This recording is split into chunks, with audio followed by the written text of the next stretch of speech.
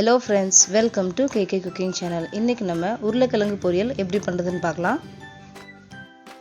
1 teaspoon கடுகு, 1/2 teaspoon மஞ்சள் தூள், 1 டீஸ்பூன் மிளகாய் தூள், 1 டீஸ்பூன் கரம் மசாலா, கொஞ்சம் கறிவேப்பிலை, அப்புறம் கொத்தமல்லி.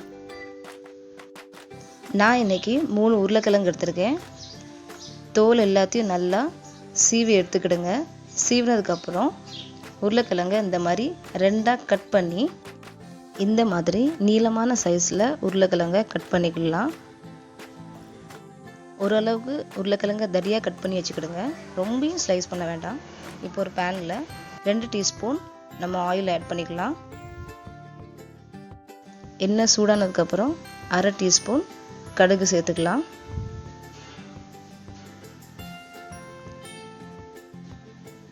கொஞ்சம் கறிவேப்பிலை,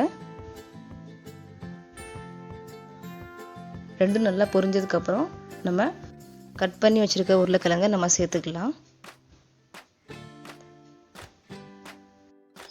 உருளைக்கிழங்கை இந்த மாதிரி 2லேருந்து 3 நிமிஷம் வரைக்கும் நல்லா இதை வதக்கிடுங்க.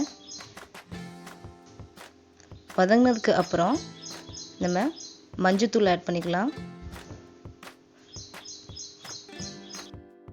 1 டீஸ்பூன் மிளகாய் தூள் சேர்த்துக்கிடுங்க.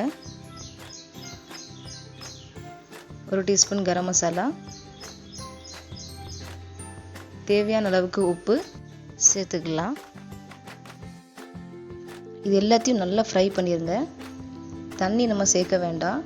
நம்ம ஆயிலே இதை ஃப்ரை பண்ணணும். அதனால் தண்ணி நம்ம இதில் ஆட் பண்ண வேண்டாம்.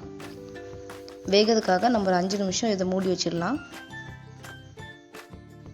5 நிமிஷம் ஆகிட்டு நம்ம ஓப்பன் பண்ணி பார்க்கலாம். ஓரளவுக்கு நல்லா வெந்திருக்கு. இன்னும் கொஞ்சம் வேகணும்னா இன்னொரு 3 நிமிஷம் நம்ம இதை மூடி வச்சுக்கலாம். அதுக்கப்புறம் ஓரளவுக்கு வெந்துடும். அவ்வளோதான், உருளைக்கிழங்கு வறுவல் ரெடி ஆயிடுச்சு. இதை கண்டிப்பாக நீங்கள் வீட்டில் ட்ரை பண்ணி பாருங்கள்.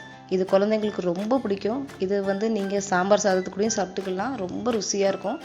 இப்போ நம்ம கொத்தமல்லி அதுக்கு மேலே நம்ம ஆட் பண்ணிக்கலாம்.